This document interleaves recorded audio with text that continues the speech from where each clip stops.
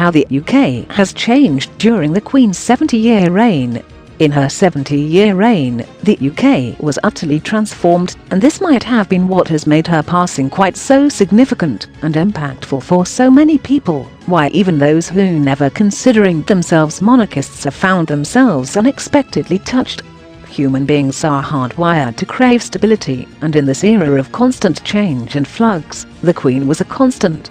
A glance at historical data, showing a shift not only in our economy, but also our culture, labour market and the energy system, that knits us together, and you can see seismic changes.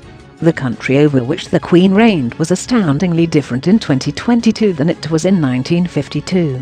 The best place to start is with one of the most important of all numbers, the population.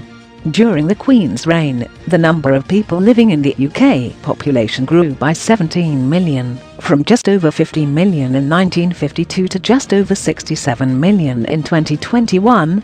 What's striking about this increase in population is that it happened in two stages.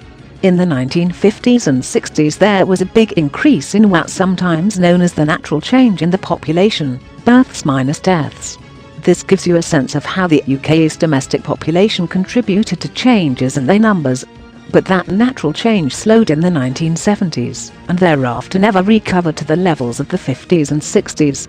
To some extent, this reflects another statistic which has changed over time. The total fertility rate, a number representing a calculated average of how many children each woman in the country gives birth to.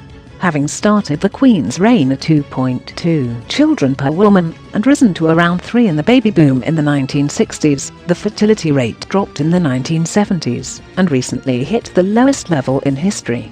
Just under 1.6. Simply put, people in the UK seem to be having fewer children. Subscribe to our channel and stay up to date with all the news of the world.